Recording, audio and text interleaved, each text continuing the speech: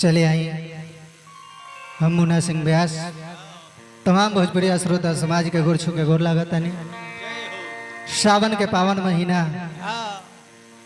भोलेनाथ के नगरी में हाजिरी लगावे के हो। भक्त भोलेनाथ से कहले कि हे बाबा ए दुनिया में सब कुछ सबका के दे दी अपना खातिर कुछ और रखनी ना कहता लो का बबुआ कि ये बाबा सुन ले बानी हाई बारदानी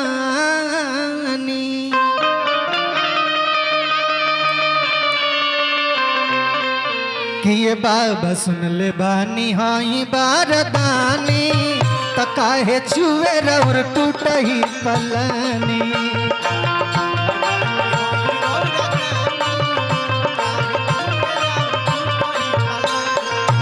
बाबा सुन ले बानी हाई बारदानी त कहे छुए रौर टूटही पलानी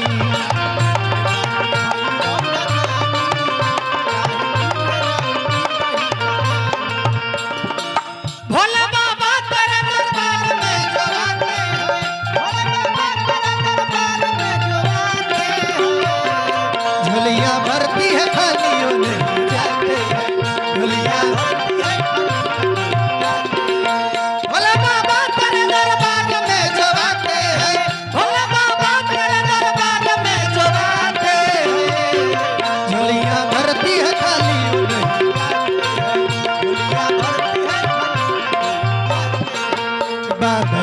बानी हाई बारदानी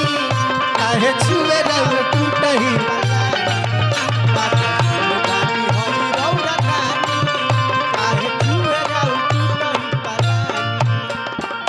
भक्त भोले बाबा से कहले कि बाबा हम यहाँ तक जाना तानी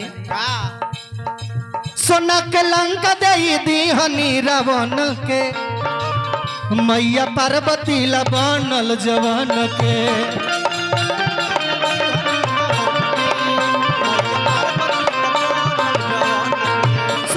लंका बाबा दीहनी रावण के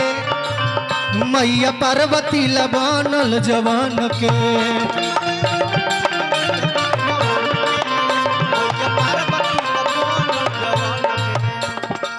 तो सबके दे दिहनी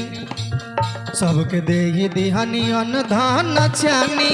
कहे छुए बाबा टूटही पलानी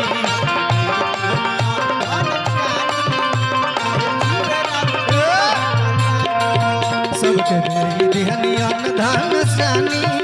कहे छुए बाबा टूटही पलानी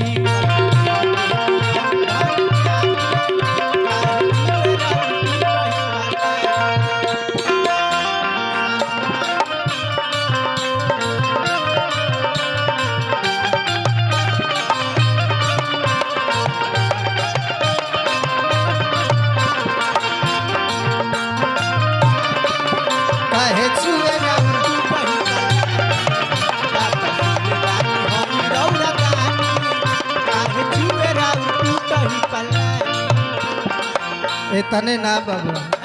भक्त कहले कि बाबा रउआ एगो ऐसन देवता होई जे अपना खातिर कुछ ना करी कि बाबा भगतन के दिहनी हीरा चानी तबे लोगवा कहेला यो घरदानी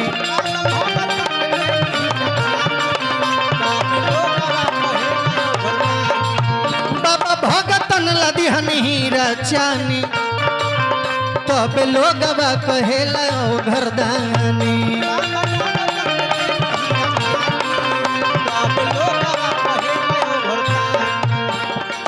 तमुना कुनाल के हरली परेशानी तमुना कुनाल के हरली परेशानी काहे छुए बाबा टूटही पलानी